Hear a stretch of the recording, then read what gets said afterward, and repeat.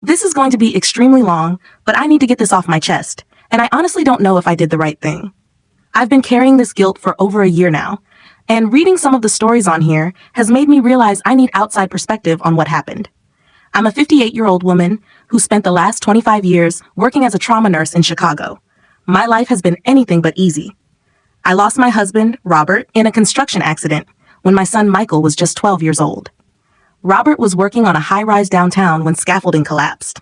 He fell 18 stories, and I remember getting the call at the hospital where I worked. The sound of the doctor's voice telling me my husband was gone still echoes in my head sometimes. After Robert died, it was just Michael and me against the world. I worked double shifts, sometimes triple shifts, at the hospital to keep us afloat financially. I picked up weekend shifts in the ER, holiday shifts, overnight shifts, anything to make sure Michael had what he needed. I watched him grow from a devastated 12-year-old who barely spoke for months after his father's death into a brilliant, kind young man who excelled at everything he touched. Michael was obsessed with buildings from a young age. He would spend hours drawing houses, designing elaborate floor plans, studying the architecture of Chicago's skyline. He told me once that he wanted to create spaces where families could be happy together, the way we had been before his father died. It broke my heart and filled me with pride at the same time. I worked myself to the bone to put him through college. Michael got a partial scholarship to Northwestern's architecture program, but I still had to take out loans and work extra shifts to cover the rest. I remember eating ramen noodles for dinner most nights during his college years, so I could send him spending money. But seeing him graduate summa cum laude, watching him walk across that stage in his cap and gown, was worth every sacrifice I'd made. After graduation, Michael moved to Portland, Oregon. He'd fallen in love with the city during a summer internship and decided to stay. It was hard having him so far away, but I wanted him to build his own life. He started working for a mid-sized architectural firm, and within 3 years, he'd been promoted to senior designer. His bosses loved him, clients requested him specifically, and he was making a name for himself in Portland's competitive architecture scene. That's when he met Ashley. Ashley Williams was 26 when Michael met her at an art gallery opening in Portland's Pearl District. She was working as a marketing coordinator for a luxury real estate company, and Michael was immediately smitten. She was beautiful. Long blonde hair, bright blue eyes, the kind of smile that lit up a room. When Michael brought her home to meet me for Christmas that first year, I could see why he'd fallen for her. Ashley was charming, attentive, and seemed genuinely interested in Michael's work. She asked thoughtful questions about his projects, listened intently when he talked about his designs, and even suggested ideas that he incorporated into his work. She was also incredibly sweet to me, always remembering to call on holidays, sending me photos of her and Michael's adventures around Portland, and including me in their plans whenever I visited. They dated for 2 years before Michael proposed. He called me the night he bought the ring, nervous and excited, asking for my blessing, even though he knew he already had it. The wedding was beautiful, a small ceremony in Portland's Japanese garden with about 50 guests. Ashley looked stunning in her simple white dress, and Michael couldn't stop smiling the entire day. I cried during their vows, remembering how much Robert would have loved to see his son so happy. For the first year of their marriage, everything seemed perfect. Michael's career was thriving. He'd been made a junior partner at his firm and was working on some high-profile residential projects in Portland's most exclusive neighborhoods. Ashley had been promoted to marketing director at her company and was making good money too. They bought a beautiful craftsman house in the Laurelhurst neighborhood, and Ashley sent me photos of every room as they decorated it together. Michael called me every Sunday, without fail. We'd talk for an hour or more, discussing everything from his latest projects to what they'd had for dinner that week. He sounded happy, content, like he'd finally found the life he'd been working towards since his father died. Ashley would often get on the phone to say hello, updating me on her work and asking about my nursing shifts. About 18 months into their marriage, Michael started talking about Trevor Nakamura, a talented architect who was looking for a partner to start his own firm. Michael was excited about the opportunity to branch out on his own, and Ashley seemed supportive of the idea. She helped Michael review the business plan, offered suggestions on marketing strategies, and even helped him prepare his presentation to potential investors. When Michael and Trevor officially launched Chen Nakamura Architecture, I was so proud I could barely contain myself. My son, who had lost his father as a child, had built himself a successful career and was now a business owner. The firm specialized in sustainable residential design, and their first few projects received attention in local architecture magazines. Michael was living his dream. That's when I made the decision that I now realize changed everything. About 6 months ago, I was offered a travel nursing position in Anchorage, Alaska. The money was incredible. nearly double what I was making in Chicago, and the contract was for 6 months. At 58, I was thinking about retirement, and the extra money would help secure my future. More importantly, Michael kept encouraging me to take the assignment. "Mom, you've spent your whole life taking care of other people," he told me during one of our Sunday calls. "Dad's been gone for 20 years. I'm settled with Ashley. You've worked your ass off since I was a kid. It's time for you to live a little. See something new. Make some money for yourself." Ashley was equally supportive when I brought up my concerns about being so far away. "Michael's right," she said during one of our phone conversations. "You deserve to have adventures too. We'll keep you updated on everything happening here, and 6 months will fly by. Plus, Alaska. How many people get to say they worked in Alaska?" So I took the job. I flew to Anchorage in February, in the middle of one of the harshest winters Alaska had seen in years. The work was challenging. Trauma nursing in a state where accidents can happen miles from the nearest hospital, but it was also invigorating. I was learning new protocols, working with equipment I'd never used, and saving lives in ways I'd never experienced. Michael and Ashley stayed in constant contact during my first few months in Alaska. Michael called every Sunday as usual, and Ashley texted me frequently with updates about their life. She sent photos of the garden they were planting in their backyard, pictures of dinner parties they hosted, updates on Michael's latest projects. Everything seemed normal, happy even. In one of our calls in early May, Michael mentioned that things at the firm were getting complicated. "Trevor and I are having some disagreements about the direction of the company," he told me. "Nothing major, just different visions for how we want to grow. It's probably normal growing pains for a new partnership." When I asked for details, Michael seemed reluctant to elaborate. "It's mostly business stuff," he said. "Trevor wants to take on more commercial projects for the money, but I want to stick with residential work, and he's been pushing to expand faster than I think we're ready for. Ashley thinks I'm being too cautious." That comment struck me as odd. Ashley had always been supportive of Michael's careful, methodical approach to business. She used to tease him about his spreadsheets and 5-year plans, but she'd always expressed admiration for his thoughtful decision-making.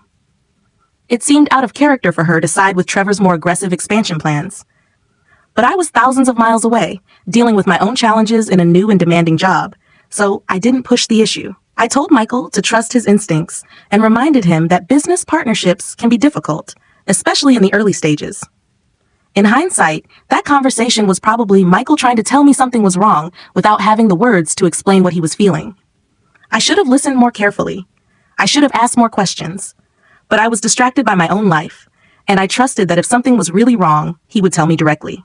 The last time I spoke to Michael was on July 8th. It was our usual Sunday call, but something felt different.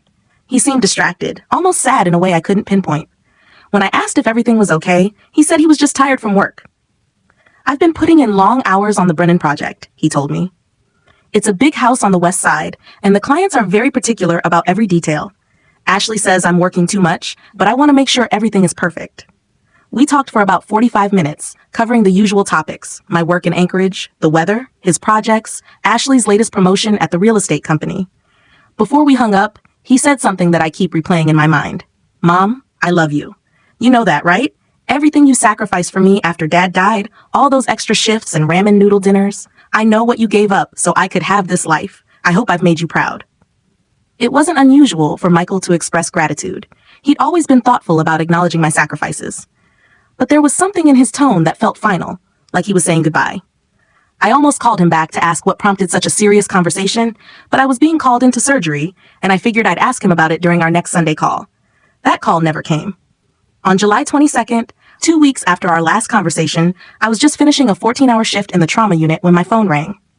The number was unfamiliar, but it had a Portland area code, so I answered immediately, thinking it might be Michael calling from work.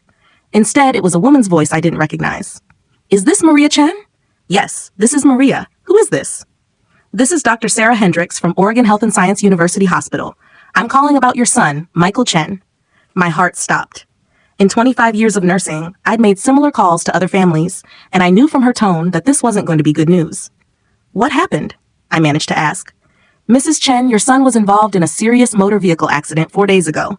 A drunk driver ran a red light and collided with his vehicle. Michael sustained severe head trauma and has been in a medically induced coma since he arrived at our hospital. 4 days. My son had been fighting for his life for 4 days, and no one had called me. Why wasn't I contacted immediately?" I asked, my voice sharper than I intended.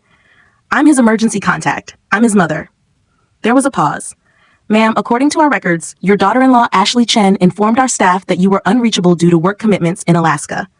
She indicated that you had requested not to be contacted unless the situation became terminal. The room started spinning. That's not true. I never said that. I would never say that. How is he now? Mrs. Chen, I think you should get here as soon as possible. I don't remember much about the next few hours. I know I called my supervisor and explained the situation. I know I booked the first available flight from Anchorage to Portland, which wouldn't leave until the following morning. I know I spent the night in the Anchorage airport, calling the hospital every hour for updates and getting the same response. No change in his condition. The flight from Anchorage to Portland felt like an eternity. I kept checking my phone, hoping for a call from Ashley with good news, but my phone stayed silent. I tried calling her several times, but every call went straight to voicemail. Her voicemail box was full.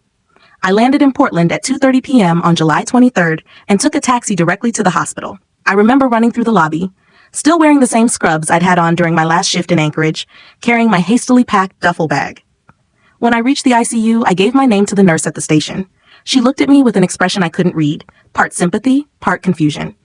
Mrs. Chen, I'm so sorry. Your son passed away this morning at 9:47 a.m.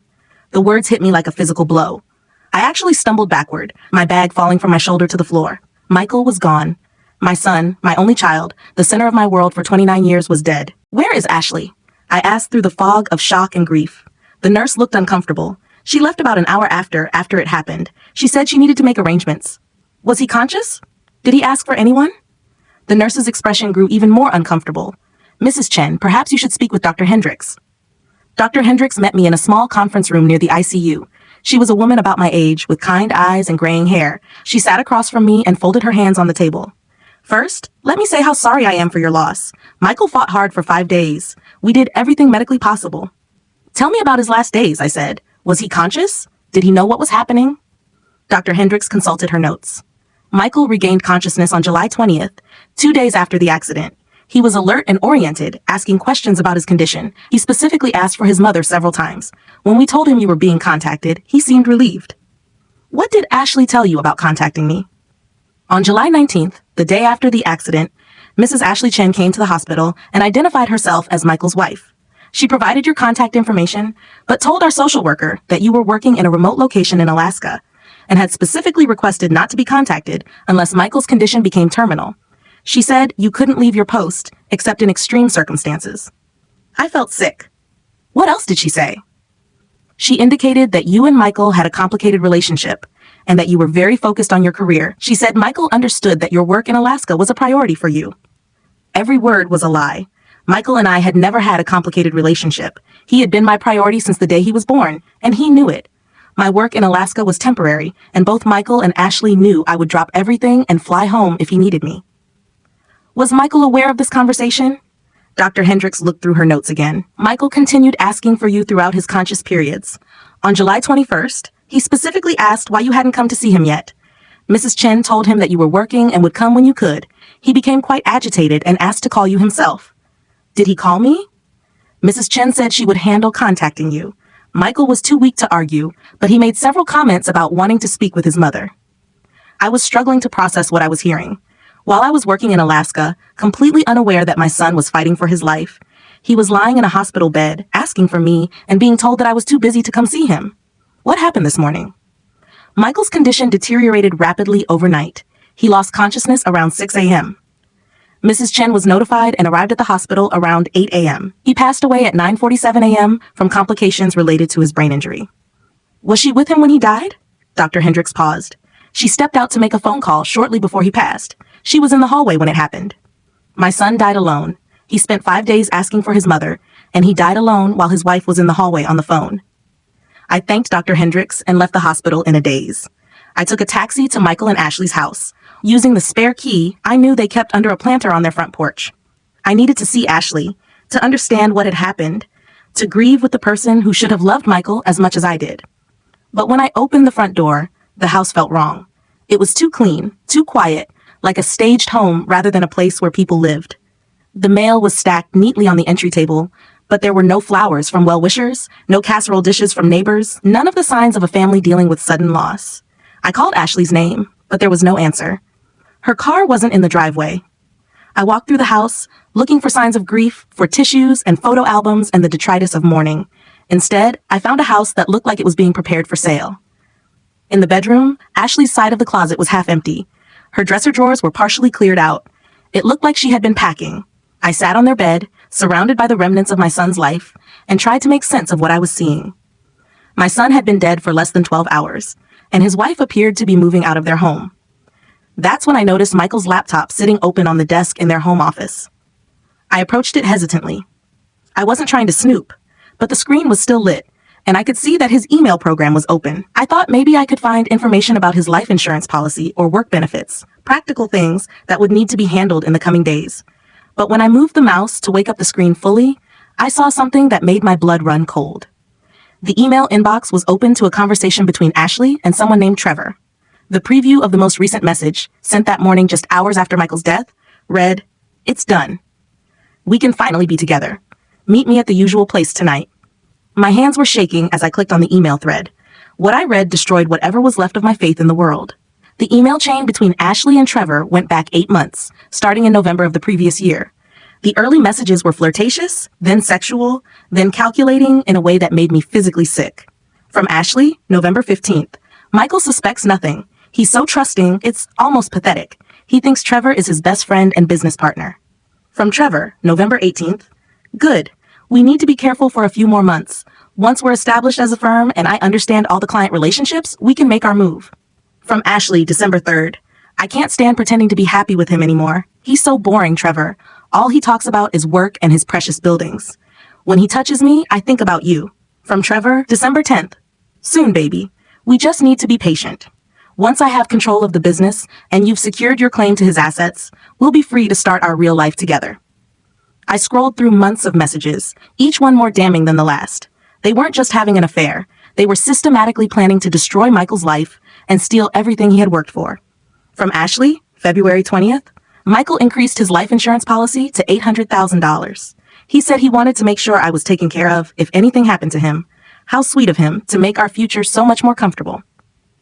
From Trevor, March 5th. I've been documenting all of Michael's client relationships and project details. When we start our own firm, we'll be able to take most of his clients with us. He's essentially training me to replace him. From Ashley, March 22nd. His mother is going to Alaska for 6 months. Perfect timing. With her gone, he'll be even more dependent on me emotionally. And if anything happens to him while she's away, there won't be anyone around to ask inconvenient questions. From Trevor, April 10th. The new business loan came through. Once we drain Michael's accounts and take his clients, we'll have enough capital to establish ourselves as the premier residential firm in Portland. Chen Nakamura will be dead, and Nakamura Williams will rise from its ashes. The messages continued through the spring, becoming more detailed and more cruel. They discussed Michael's work habits, his stress levels, his trust in Trevor as a business partner. They laughed about his devotion to Ashley and his concern for his mother working in Alaska. From Ashley, May 15th. He's been working such long hours lately. I told him he needs to slow down, but really I hope the stress gets to him. Trevor, I fantasize about him having a heart attack at his desk. Then we wouldn't have to deal with divorce lawyers and splitting assets. From Trevor, May 20th. Patience, love. One way or another, this will all be ours soon. Michael is too trusting for his own good. It's almost like he wants to be betrayed. From Ashley, June 8th. I've been thinking about ways to speed this process along.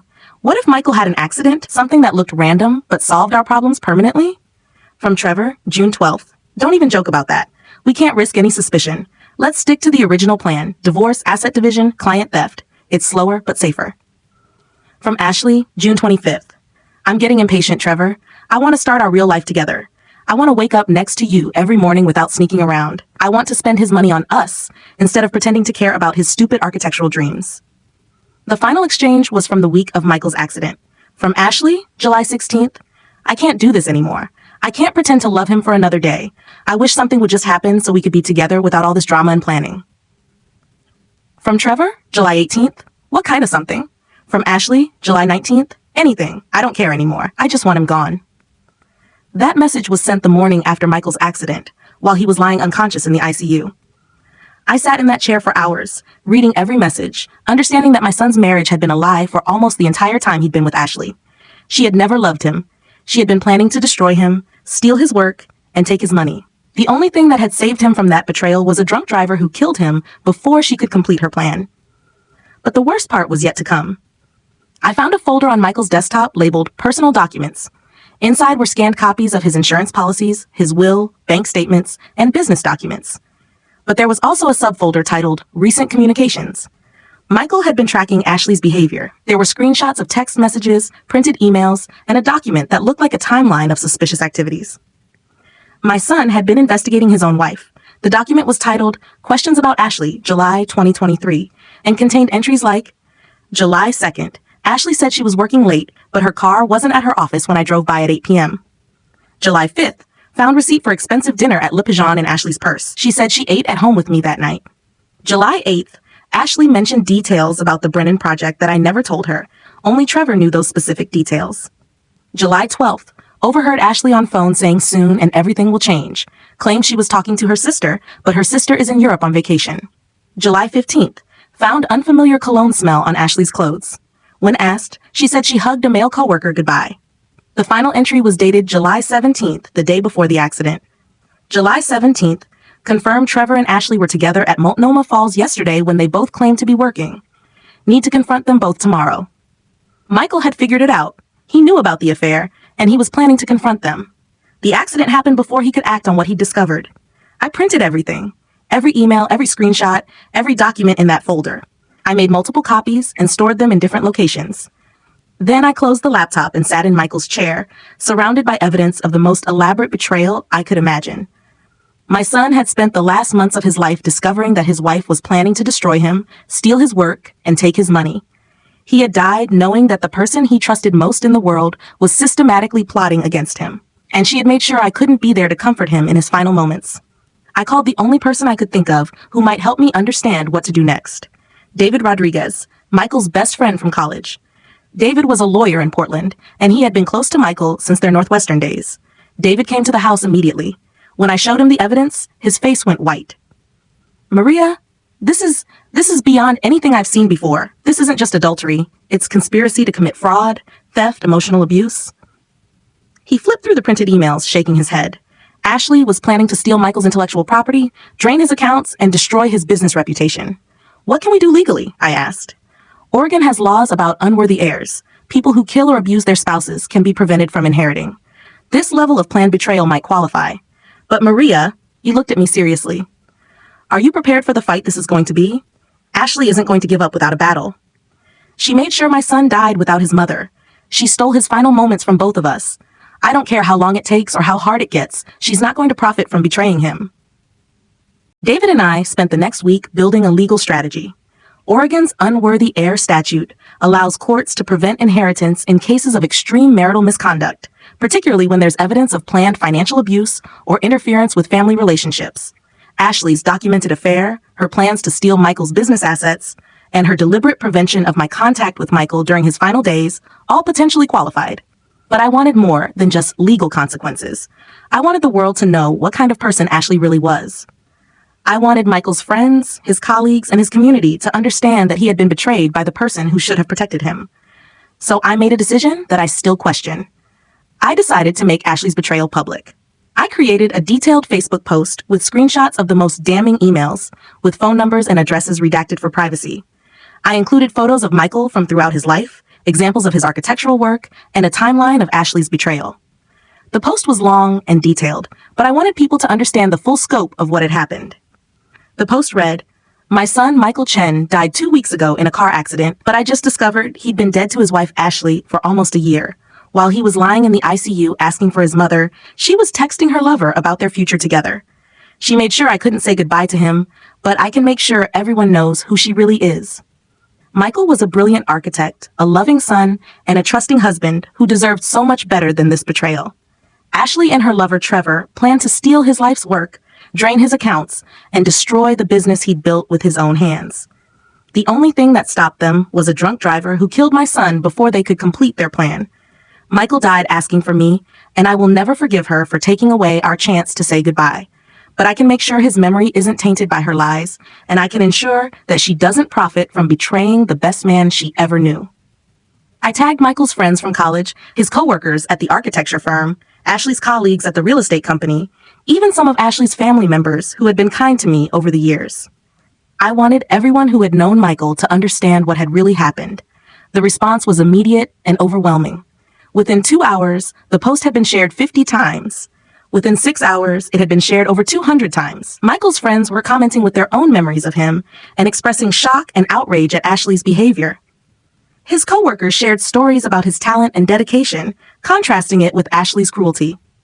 Ashley's phone must have been ringing constantly. Her colleagues at the real estate company started commenting, some defending her, others expressing disappointment and surprise. Her family members were divided. Some called my post vindictive and cruel. Others said they had always suspected something was wrong with the marriage. But the most important response came from Trevor's wife, Linda. Linda Nakamura commented on my post. "Thank you for showing me who my husband really is. I found similar emails on his computer this morning. I'm filing for divorce immediately.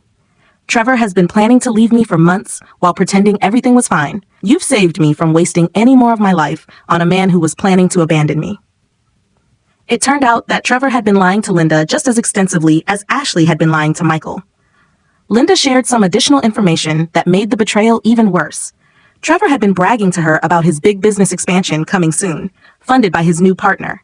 He had been planning to use Michael's life insurance money to establish their competing firm. The public response continued to grow.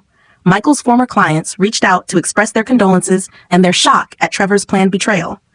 Several of them mentioned that Trevor had recently approached them about future projects that sounded suspiciously like work they had commissioned from Michael. Ashley tried calling me repeatedly, but I didn't answer. She left increasingly desperate voicemails. "Maria, please take down that post. You're ruining my life over some emails that didn't mean anything. Maria, I loved Michael. I made mistakes, but I never wanted him to get hurt. Please, you have to believe me. Maria, if you don't take down that post, I'm going to sue you for defamation. You can't destroy my reputation over private communications. Maria, please, I'm begging you. I'll give you everything, the house, the money, all of it. Just please make this stop." I never returned her calls. Every voicemail just reinforced my conviction that I had made the right choice in exposing her. The legal battle began 3 weeks after Michael's funeral.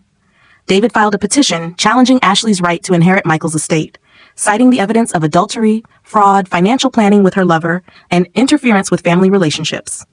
Oregon's unworthy heir statute gave us a strong foundation for the case. Ashley hired an expensive lawyer from a prominent Portland firm. Her strategy was to claim that the emails were fantasy and didn't represent real plans, that her affair was the result of marital problems that Michael had contributed to, and that she had been protecting me from the trauma of seeing Michael in the ICU. The court proceedings were brutal. Ashley's lawyer painted me as a vindictive mother-in-law who had never accepted her son's marriage and was using his death to punish his widow.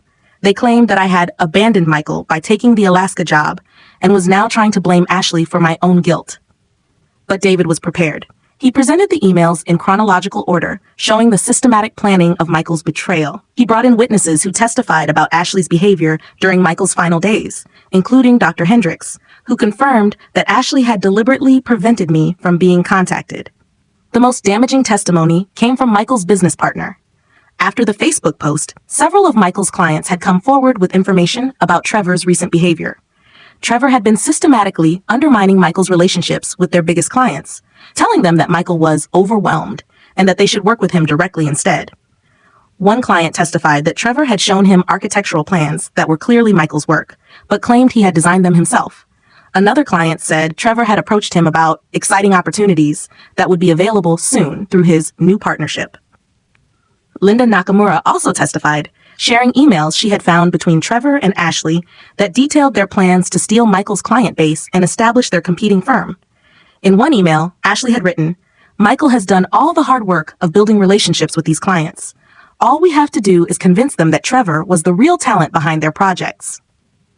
The judge's ruling was comprehensive and damning. He found that Ashley's conduct constituted unworthy behavior under Oregon law, specifically citing adultery with Michael's business partner while planning to defraud him, systematic planning to steal Michael's professional assets and reputation, deliberate interference with my relationship with Michael during his final days, emotional abuse through sustained deception about the state of their marriage. Ashley was stripped of all inheritance rights, the house, the life insurance money, Michael's business assets, and his personal belongings all came to me as his sole surviving blood relative. But the legal victory was just the beginning of the consequences Ashley faced. The real estate company where Ashley worked fired her immediately after the court ruling. They cited the negative publicity and the damage to their reputation from being associated with someone who had defrauded a deceased spouse. Trevor's fate was even worse.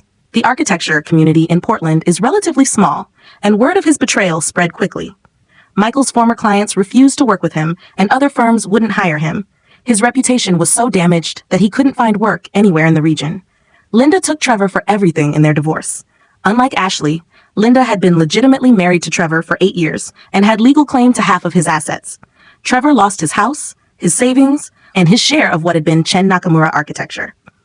Ashley and Trevor's relationship didn't survive the scandal either. Apparently, being unemployed and publicly humiliated wasn't the romantic future they had envisioned together. They broke up acrimoniously within 3 months of the court ruling. Ashley moved back in with her parents in Arizona. Last I heard, she was working as a receptionist at a dental office and living in her childhood bedroom. Her dreams of being a wealthy woman married to a successful architect had evaporated completely. But even with the legal victory and the public consequences, I still wasn't sure I had done the right thing. Some of Michael's friends told me I was a hero for exposing Ashley and making sure she faced consequences for her betrayal. They said Michael would have been proud of me for fighting for his legacy and making sure his work wasn't stolen. But others thought I had gone too far. They understood pursuing legal remedies, but they felt the public humiliation was excessive and cruel. They argued that Michael had been a forgiving person who wouldn't have wanted me to destroy his wife's life, even if she had betrayed him. My sister Linda was firmly in the second camp. I understand you're angry, she told me during one of our phone calls.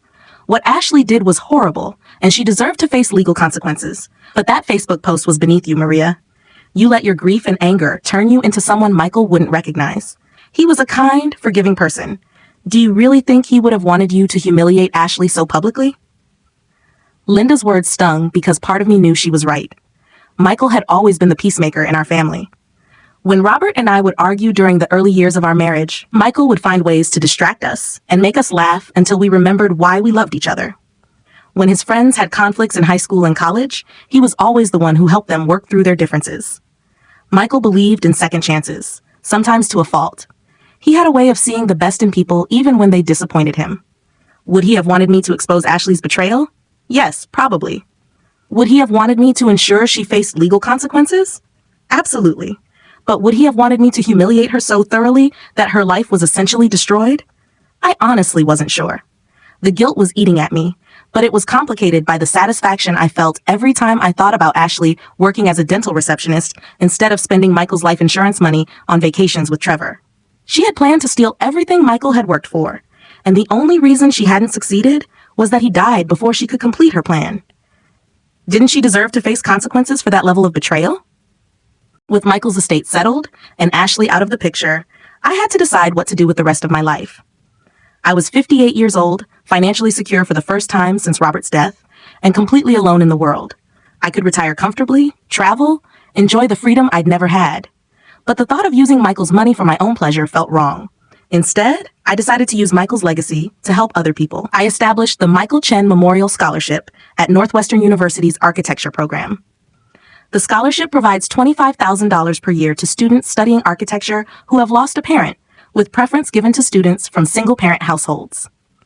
The first recipients were chosen 6 months after Michael's death, and I attended the award ceremony in Chicago. Meeting the scholarship recipients was one of the most healing experiences I'd had since Michael died.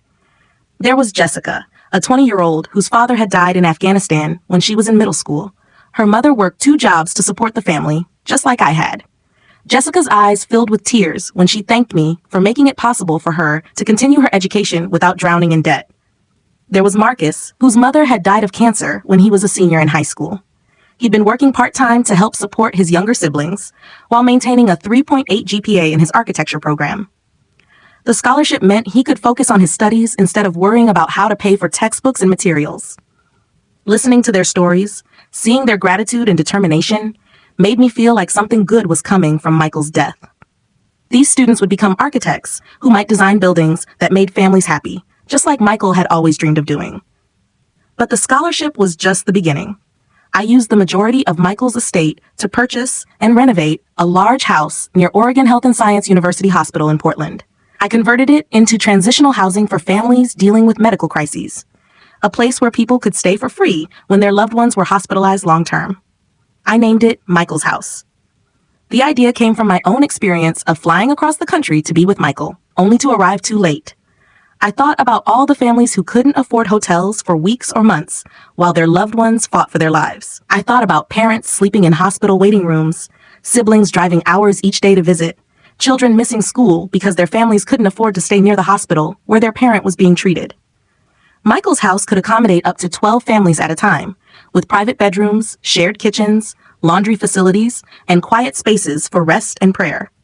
There was a playroom for children, a study area for students trying to keep up with schoolwork, and a garden where people could find peace during the most difficult times of their lives.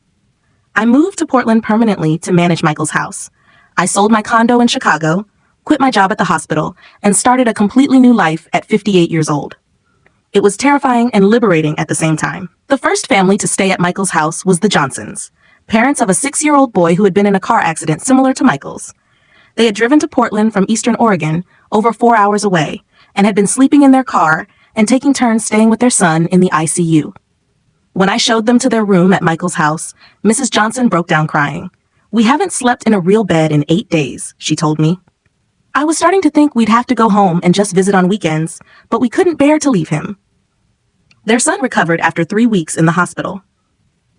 When they were preparing to go home, Mr. Johnson asked me why I had started Michael's house. I told him about Michael, about arriving too late, about wanting to make sure other families didn't have to choose between being present for their loved ones and having a safe place to sleep. "Your son's legacy is keeping families together," he told me. "That's a beautiful thing." Over the first year, Michael's house provided accommodation for over 40 families. There were parents of children with cancer, adult children caring for elderly parents, siblings supporting each other through medical crises. Each family had a story, and each story reminded me why this work mattered. But running Michael's house also meant staying in Portland, which kept me connected to the aftermath of Ashley's downfall. Portland's architecture community is small, and people still talked about what had happened to Michael, Ashley, and Trevor.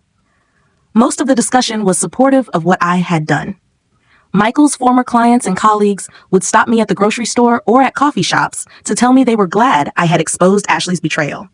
They said Michael had been a good man who deserved justice, and they were proud of how I had honored his memory through the scholarship and Michael's house. But there were also people who thought I had been too harsh. A few of Ashley's former colleagues at the real estate company made comments about vindictive in-laws and ruining someone's life over personal problems. One woman told me at the farmer's market that she understood I was grieving, but that destroying that poor girl wasn't what my son would have wanted. These comments bothered me more than I expected. I started second-guessing my decision to make Ashley's betrayal public. Yes, she had deserved legal consequences, but had she deserved to have her life completely destroyed? Was there a difference between justice and revenge? The uncertainty was affecting my sleep and my ability to focus on Michael's house. I found myself obsessively reading old news articles about the case, looking for validation that I had done the right thing. I started avoiding social events because I was tired of people having opinions about my choices. 6 months after establishing Michael's house, I made a decision that surprised everyone, including myself. I started seeing a therapist. Dr. Rebecca Martinez was a grief counselor who specialized in complicated losses. I had never been to therapy before. My generation was taught to handle problems privately, but I was struggling to process everything that had happened. "Tell me about your anger," Dr. Martinez said during one of our early sessions. "I'm not angry anymore," I replied automatically. Ashley faced consequences for what she did. Justice was served. "Are you sure about that?" I thought about it for a long moment. "I'm angry that my son died. I'm angry that he was betrayed by someone he trusted. I'm angry that I wasn't there when he needed me. I'm angry that Ashley robbed us of our final goodbye." "And are you angry at yourself?" That question hit me like a physical blow. "What do you mean?" "You took a job in Alaska. You were thousands of miles away when Michael was struggling with suspicions about his marriage. You weren't there when he had the accident. Do you blame yourself for any of that?" I started crying for the first time since the day I learned Michael was dead. All the grief I had channeled into rage at Ashley came pouring out. I was furious at myself for taking the Alaska job. I was devastated that I hadn't been there to help Michael when he discovered Ashley's betrayal. I was guilt-ridden that he had died asking for me while I was obliviously working on the other side of the continent. Michael encouraged me to take that job. I said through my tears. He wanted me to have adventures, to make money for my retirement. How was I supposed to know that Ashley was manipulating the situation? "You weren't supposed to know," Dr. Martinez said gently. "Ashley's betrayal wasn't your fault. Michael's accident wasn't your fault. But I think you've been using your anger at Ashley to avoid dealing with your grief about losing Michael. She was right. For over a year, I had been so focused on seeking justice for Michael that I hadn't properly mourned him. I had been Michael's mother who exposed his cheating wife, instead of just Michael's mother who misses him desperately. Dr. Martinez helped me understand that my response to Ashley's betrayal had been normal and understandable, but that I needed to separate my grief about losing Michael from my anger about how he was treated. I could be proud of protecting his legacy while also acknowledging that some of my actions had been motivated by pain rather than pure justice. "Do you regret exposing Ashley?" she asked during one session. "No," I said without hesitation.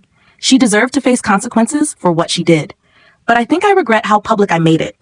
I could have achieved the same legal result without humiliating her so completely." "What would you do differently?" "I would have pursued the legal case privately. I would have made sure she couldn't inherit Michael's assets or steal his work. But I probably wouldn't have made that Facebook post. That was about my anger, not about protecting Michael." Working through these feelings with Dr. Martinez helped me find peace with my choices without completely regretting them. Ashley had betrayed Michael in the most fundamental way possible, and she had robbed both of us of our final moments together. She deserved to face serious consequences for those actions. But I also had to acknowledge that some of my response had been about revenge rather than justice. The Facebook post had been cruel, even if Ashley's behavior had been crueler. Michael probably would have wanted me to pursue legal remedies, but he might not have approved of the public humiliation. The therapy also helped me start grieving Michael properly for the first time. I had been so focused on fighting for his legacy that I hadn't taken time to simply miss him. Dr. Martinez encouraged me to talk about who Michael had been as a person, not just how he had died or how he had been betrayed. I told her about Michael as a child, how he used to build elaborate cities out of Legos and cardboard boxes. I described his teenage years when he would spend hours sketching building designs while other kids were playing video games. I shared memories of his college graduation, his first job, the pride in his voice when he called to tell me about his first major project. For the first time in over a year, I was able to think about Michael without immediately thinking about Ashley's betrayal. I could remember his laugh, his terrible jokes about architectural terminology, his habit of calling me every Sunday without fail. I could miss him as my son, not just as a victim of someone else's cruelty. This shift in perspective also changed how I approached Michael's house. Instead of running it as a monument to his victimization, I started seeing it as a celebration of his values. Michael had always cared about families, about creating spaces where people could find comfort and connection. Michael's house was an extension of who he had been as a person. I started sharing stories about Michael with the families who stayed at the house. I told them about his architectural philosophy, his belief that buildings should serve the people who lived and worked in them. I explained that Michael's house existed because Michael had always wanted to help people, and this was a way to continue his work. The families appreciated these stories. Many of them were dealing with their own losses and tragedies, and hearing about Michael's life gave them hope that something good could come from their pain too. One evening, while I was cooking dinner for a family whose teenage daughter was recovering from a brain tumor, the girl's mother asked me a question that stopped me in my tracks. "Do you think your son would be proud of what you've built here?" I had to think about it for a moment. "Yes," I said finally. I think he would be proud of Michael's house and the scholarship, but I'm not sure he would be proud of everything I did to make them possible. She looked confused, so I explained about Ashley, about the betrayal, about my decision to expose her publicly. "You protected his legacy," she said simply. "You made sure the person who hurt him faced consequences. That sounds like what any good mother would do." But I also humiliated her. I destroyed her life completely. I'm not sure that was necessary for justice. The woman thought about this for a moment. "My daughter almost died last month. If someone had been hurting her, stealing from her, lying to her while she was fighting for her life, I don't know what I would have done. Probably something worse than a Facebook post." Her perspective helped me realize that my response to Ashley's betrayal, while not perfect, had been understandable given the circumstances. I had been a grieving mother who discovered that her son had been systematically betrayed by the person who should have protected him. My actions had been motivated by love for Michael, even if some of them had gone too far. As the first anniversary of Michael's death approached, I started thinking about how I wanted to mark the occasion. The traditional approach would be a memorial service, but Michael had never been traditional. He would have wanted something that celebrated life rather than mourning death. I decided to host an open house at Michael's house, inviting everyone who had been touched by Michael's life or legacy. I sent invitations to his college friends, his former colleagues, the scholarship recipients, the families who had stayed at Michael's house, even some of Ashley's family members who had been kind to me over the years. The event was beautiful. Over 100 people came to share stories about Michael, tour the house, and learn about the scholarship program. Michael's former clients brought photos of buildings he had designed, and several of them had commissioned memorial gardens or plaques in his honor. The scholarship recipients gave short presentations about their studies and their career goals.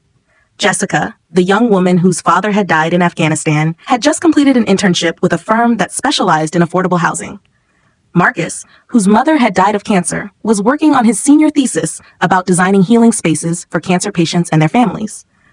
Listening to these young architects talk about their dreams and their plans, I felt like Michael's legacy was alive and growing. His death had been tragic and senseless, but his life was continuing through the work of students who wouldn't have been able to pursue their education without his scholarship. During the open house, I was approached by a woman I didn't recognize. She was about Ashley's age, with dark hair and kind eyes. "Mrs. Chen?" she said hesitantly. "I'm sorry to bother you. I'm Sarah Morrison. I used to work with Ashley at the real estate company." I tensed, unsure what to expect. "I wanted to thank you," she continued. "What you revealed about Ashley, it explained so much about things that had been happening at our office. Ashley had been lying to clients, manipulating deals, doing things that put all of us at risk. After your Facebook post, other people came forward with stories about her behavior. You probably saved several of us from serious professional consequences. This was information I had never heard before." "What kind of things?" Ashley had been telling clients that properties had features they didn't actually have, promising inspection results that hadn't been completed, even forging signatures on some documents. We thought she was just sloppy or overwhelmed, but after learning about what she did to your son, we realized it was a pattern of dishonesty. Sarah explained that the real estate company had launched an internal investigation after Ashley was fired. They discovered that she had been systematically defrauding clients for months, apparently to fund her lifestyle and her plans with Trevor. Several clients had filed complaints, and the company was facing potential lawsuits because of Ashley's actions. "If you hadn't exposed her when you did, she might have cost us our licenses and our livelihoods," Sarah told me. "What she did to your son was horrible, but it wasn't the only harm she was causing." This conversation gave me a new perspective on my decision to make Ashley's betrayal public. I had been focused on whether the public humiliation was justified, given what she had done to Michael. But it turned out that exposing Ashley had also protected other innocent people from being harmed by her ongoing deception. Ashley wasn't just a grieving widow who had made mistakes. She was a person with a pattern of dishonesty and manipulation that extended far beyond her marriage to Michael. The Facebook post hadn't just sought justice for Michael, it had also prevented Ashley from continuing to harm other people. As the open house wound down and guests started to leave, I found myself standing in the garden behind Michael's house. It was a space I had designed to provide peace and reflection for the families who stayed there. There were benches positioned to catch the morning sun, raised beds filled with vegetables and flowers, and a small memorial area with a plaque honoring Michael's memory. David Rodriguez, Michael's lawyer friend who had helped me through the legal battle, joined me in the garden. "How are you feeling?" he asked. "Better than I expected," I said honestly. This whole year has been about fighting for Michael's legacy. Tonight felt like celebrating it instead. "Do you have any regrets about how things went with Ashley?" I thought about this question, which I had been asked many times over the past year. I regret that it was necessary. I regret that Michael was betrayed by someone he trusted. I regret that he died knowing his marriage was a lie. But do I regret exposing her and making sure she faced consequences? No. Even the Facebook post? Even the Facebook post. It was harsh and it was public and it destroyed her life. But she was planning to destroy Michael's life, steal his work, and profit from his death. If public humiliation was the price she had to pay to prevent that, then I'm at peace with it. David nodded. Michael would be proud of what you've built here, and he would be proud of how you fought for him. As I stood in that garden, surrounded by the evidence of Michael's continuing legacy, I realized that I was finally ready to let go of the anger that had driven me for the past year. Ashley had faced consequences for her betrayal. Michael's work and memory were protected. The scholarship and Michael's house would help people for years to come. It was time to stop being the woman who had destroyed her son's cheating wife and start being the woman who was carrying forward her son's dreams. 3 months later, I received a letter that changed everything. The envelope was addressed in handwriting I didn't recognize, with no return address. Inside was a 3-page letter written on plain notebook paper. The signature at the bottom read, Ashley Chen. For a moment, I considered throwing it away without reading it. I had moved past my anger, found peace with my choices, and built a new life focused on helping others. I didn't need Ashley's drama or manipulation disrupting that peace, but curiosity won out. I read the letter. Dear Maria, I know you probably don't want to hear from me, and I understand why. I know you think I'm a terrible person, and honestly, you're right. What I did to Michael was unforgivable. What I did to you was unforgivable. I'm not writing this letter to ask for forgiveness or to make excuses for my behavior. I'm writing because I've spent the last year and a half thinking about what happened, and I need you to know some things that I should have said a long time ago. First, I want you to know that Michael loved you more than anything in the world. During our marriage, he talked about you constantly. He was so proud of the sacrifices you made to raise him and put him through school. He was proud of your nursing career and the lives you saved. He was excited about your Alaska assignment because he wanted you to have adventures and make money for your retirement. Michael's last conscious words in the hospital were about you. He kept saying, "Where is my mom? I need my mom." I told the hospital staff not to contact you because I was selfish and scared and I didn't want to face what I had done. But he never stopped asking for you. Even when he was barely conscious, he would mumble your name. I know that my preventing you from being there for his final moments was the worst thing I did, and there's no excuse for it. I was a coward who couldn't face the consequences of my choices, and I robbed both of you of your final goodbye. I will regret that for the rest of my life. Second, I want you to know that everything in those emails was real. I wasn't confused or grieving or making a mistake. I was systematically planning to betray Michael, steal his work, and take his money. I had been lying to him for months, manipulating him, and setting him up for financial and professional ruin. I pursued Trevor specifically because he was Michael's business partner, and I knew he could give me information about Michael's assets and client relationships. The affair wasn't about love or attraction. It was about greed and opportunity. Trevor and I were planning to destroy Michael's reputation, steal his clients, and use his life insurance money to fund our own firm. Michael started figuring out what we were doing in the weeks before the accident. He never confronted me directly, but he was asking questions and paying attention to things that didn't add up. If he had lived, he would have discovered everything within days. I know you think the accident was just random bad timing, but the truth is that Trevor and I had been discussing what we would do if Michael found out about our plan. We had talked about framing him for professional misconduct, spreading rumors about his mental health, even making false accusations that would destroy his reputation. We were prepared to destroy him completely, to protect ourselves. The drunk driver saved Michael from a betrayal that would have been even worse than what actually happened. At least he died thinking I was just distant and unhappy, not knowing the full extent of what I was planning to do to him. Third, I want you to know that you were right to expose me. Everything you did, the Facebook post, the legal challenge, the public humiliation, was justified. I deserved every consequence I faced, and I'm grateful that you stopped me from profiting from Michael's death. I've spent the last year and a half living with my parents, working a minimum wage job, and thinking about what I did. I've been to therapy, I've tried to understand why I made the choices I made, and I've accepted that I am responsible for destroying my own life. I was a person who was capable of systematically betraying someone who loved me, and that's not something I can blame on youth or confusion or circumstances. That's who I was, and I have to live with that knowledge. I'm engaged now to someone I met at work. He's a good man who knows everything about what I did to Michael and somehow still wants to build a life with me. I don't deserve his kindness, but I'm trying to become someone who might deserve it someday. I've seen the news articles about Michael's house and the scholarship program. I know you've helped dozens of families and students using the money that I tried to steal. Michael would be so proud of what you've built in his memory. You turned the worst thing that ever happened to you into something that helps other people. And that's the kind of person Michael always said you were. I hope someday you can find peace with what happened. Not forgiveness for me. I don't deserve that, and I'm not asking for it, but peace for yourself and for Michael's memory. I'm sorry I wasn't strong enough to be the wife Michael deserved. I'm sorry I took away your chance to say goodbye. I'm sorry I made his final days even more painful than they had to be. Michael was the best person I ever knew, and I'm ashamed that I wasn't worthy of his love. Ashley. I read the letter 3 times before setting it down. It was the most honest communication I had ever received from Ashley, and it confirmed everything I had suspected about her motivations and her character. But it also did something I hadn't expected. It gave me closure. For over a year, I had wondered if Ashley truly understood the magnitude of what she had done. I had wondered if she was capable of genuine remorse, or if she was just another sociopath who felt sorry for herself, but not for her victims. The letter showed me that Ashley did understand. She knew that what she had done was unforgivable. She knew that she had caused irreparable harm to Michael and to me.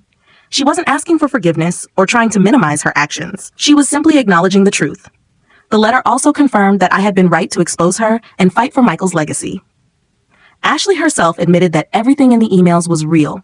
that she had been planning to destroy Michael completely, and that she deserved every consequence she had faced. Most importantly, the letter gave me information about Michael's final days that I hadn't known before.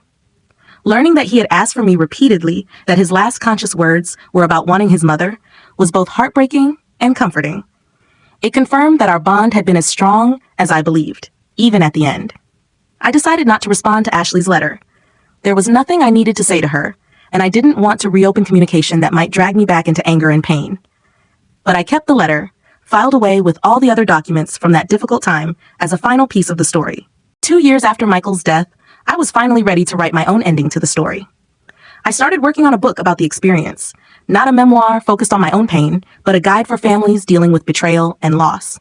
I wanted to help other people navigate the complicated emotions that come with discovering that a loved one has been systematically betrayed. The book, tentatively titled When Love Becomes Betrayal, A Mother's Journey Through Loss and Justice, would include practical advice about legal remedies, emotional guidance about processing complex grief, and resources for people trying to rebuild their lives after devastating betrayals. I also started speaking at grief counseling groups and legal seminars, sharing Michael's story as a cautionary tale about the importance of protecting vulnerable family members and the complexity of seeking justice after loss. But most of my energy went into expanding Michael's house and the scholarship program. The success of both initiatives had exceeded my wildest expectations. The scholarship program now provided funding for 12 students each year, and we had started offering mentorship and internship opportunities in addition to financial support. Several past recipients had graduated and were working at prestigious architecture firms around the country. One had started her own firm specializing in affordable housing, inspired by Michael's belief that good design should be accessible to everyone. Michael's house had accommodated over 200 families in its first 2 years of operation. We had expanded to include 2 additional properties, and I was working with other hospitals around the country to replicate the model in their communities. The work was fulfilling in ways I had never expected. Every family we helped, every student we supported, felt like a victory for Michael's memory. Instead of being remembered as a man who was betrayed and died tragically, Michael was becoming known as someone whose legacy helped other people during their darkest moments. On the 3rd anniversary of Michael's death, I organized a much larger memorial event. This time, we held it at the Portland Convention Center, and over 500 people attended. There were scholarship recipients from 3 different years, families who had stayed at Michael's house, architecture students from universities across the Pacific Northwest, and even some people who had never known Michael personally, but had been inspired by his story. The keynote speaker was Jessica, the first scholarship recipient whose father had died in Afghanistan. She had just graduated and accepted a position with a firm that designed housing for military families. Her speech about how Michael's scholarship had changed her life brought tears to my eyes. "I never met Michael Chen," she said to the audience, "but his legacy gave me the chance to pursue my dreams when I thought they were impossible. Every building I design, every family whose life I improve through my work will be part of Michael's continuing impact on the world."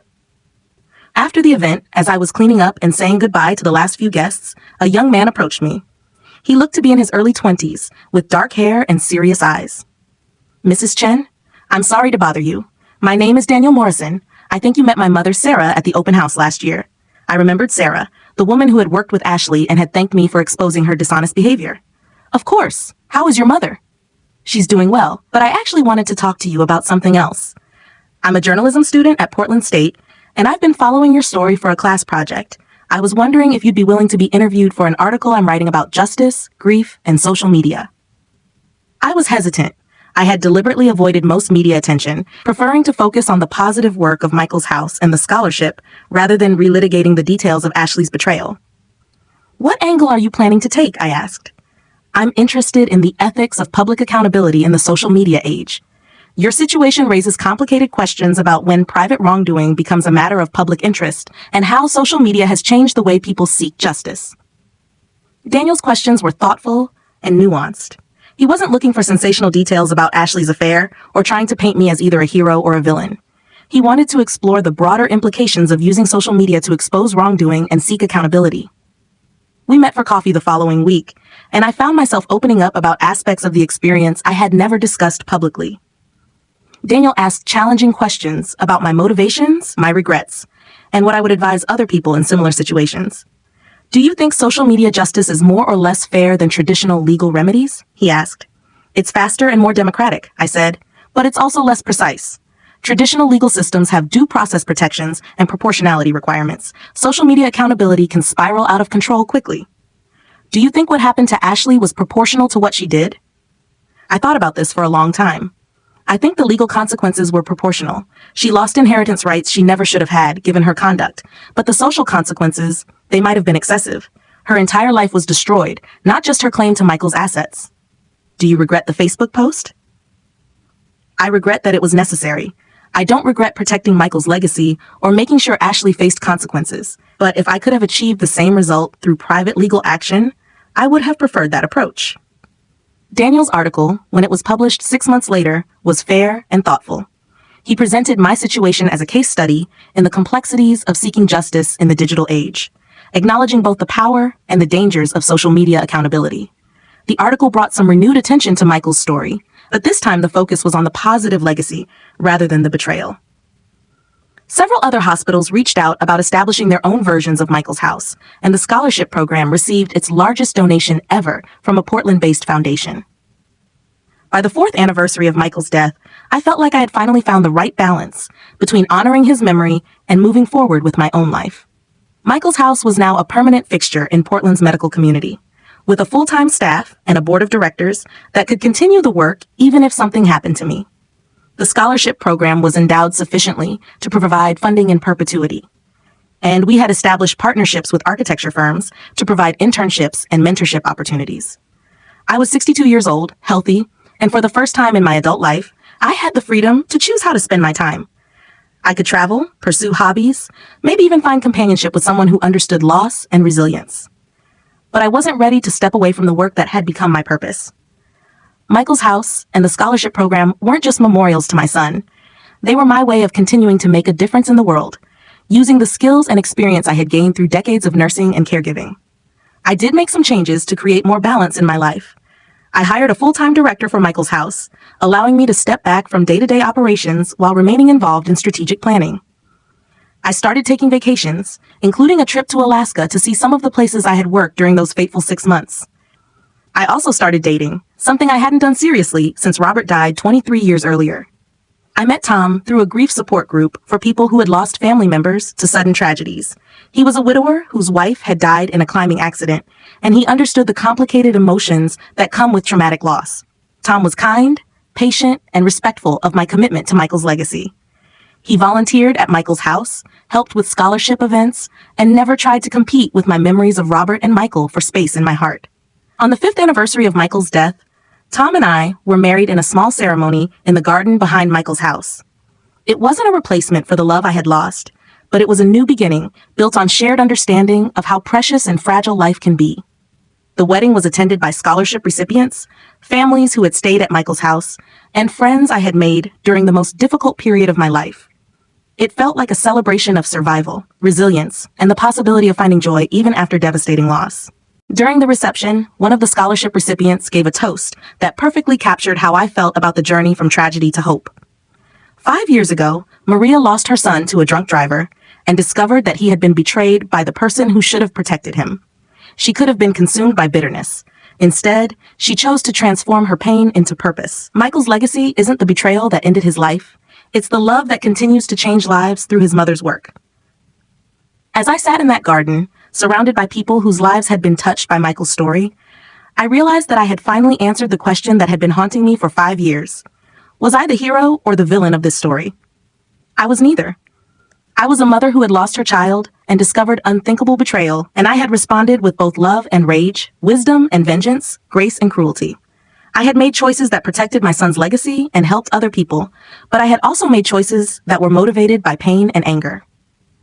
The truth was more complicated than hero or villain. I was a human being who had faced the worst thing that could happen to a parent, and I had found a way to create meaning from meaninglessness, hope from despair, and love from loss. Michael's story would always include the betrayal that ended his life, but it would be remembered more for the love that continued to grow from his legacy.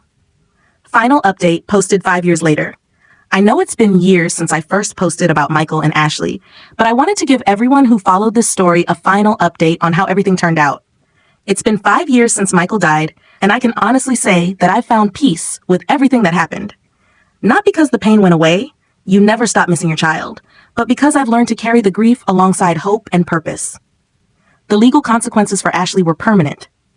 She never recovered financially or professionally from the exposure of her betrayal. Last I heard, she was still living in Arizona, working in a small office, and had married the man she mentioned in her letter. I hope she's found some measure of redemption in her new life, though I'll never know for sure. Trevor disappeared from Portland entirely after his reputation was destroyed. His ex-wife Linda became a good friend of mine, and we still stay in touch. She rebuilt her life after their divorce and is now happily remarried to a man who treats her with the respect she deserves. The scholarship program has now helped over 60 students pursue their architectural dreams. Some of them have graduated and are designing buildings that make families happy, just like Michael always wanted to do. One former recipient just won a national award for designing affordable housing for single-parent families. Michael's house has provided accommodation for over 800 families during medical crises. We've expanded to 3 locations in Portland and helped establish similar programs in Seattle, San Francisco, and Denver. The model is being studied by hospitals across the country. I remarried 3 years ago to a wonderful man named Tom, who understands loss and resilience. He's become passionate about Michael's legacy and volunteers his time to help expand our programs. We're happy together in a way I never thought would be possible again. To everyone who supported me through the darkest period of my life, thank you. Your validation meant everything when I was questioning whether I had done the right thing. To the people who criticized my choices, I understand your perspective, and your challenges made me think more deeply about the consequences of my actions. You helped me become more thoughtful about the difference between justice and revenge. To anyone facing a similar betrayal, I can't tell you whether public exposure is the right choice for your situation. But I can tell you that seeking accountability, protecting your loved one's legacy, and channeling your pain into something positive can help you survive the unsurvivable. And to Michael, wherever you are, I hope you're proud of what grew from the ashes of your betrayal. Your death was senseless and tragic, but your legacy is helping people build better lives. You're still making families happy, just in ways you never could have imagined. Thank you all for taking this journey with me. It's time for me to close this chapter and focus on the future that Michael's love made possible. Rest in peace, my beautiful boy. Your mama loves you forever, and your legacy will live on long after I'm gone. Edit. Thank you for the gold and all the heartfelt comments. I won't be responding individually, but I've read every message and I'm touched by your kindness and support. Edit 2. For those asking about donations to Michael's house or the scholarship program, please don't send money to internet strangers claiming to represent these organizations. If you're inspired to help families facing medical crises, please consider supporting the Ronald McDonald House or similar established nonprofits in your own communities. Edit 3. I've gotten some messages asking if I would ever write a book about this experience. The honest answer is maybe someday, but not yet. I'm still too close to it, and I'm more focused on living my life than reliving my grief. If I ever do write about it, it will be to help other people going through similar situations, not to profit from my pain. Edit 4. To the people sending me hateful messages about destroying an innocent woman's life, Ashley documented her own plans to betray and financially destroy my son in hundreds of emails and text messages. She prevented me from being with him during his final moments and tried to profit from his death. The consequences she faced were the result of her own choices, not my vindictiveness. I will not apologize for protecting my son's legacy. Edit 5. Several people have asked what I would say to Ashley if I saw her today. The honest answer is probably nothing. I don't hate her anymore, but I don't have any interest in revisiting that pain or giving her the opportunity to seek absolution from me. Some betrayals are too fundamental to forgive, even when you found peace with what happened. Final edit. I'm turning off notifications for this post.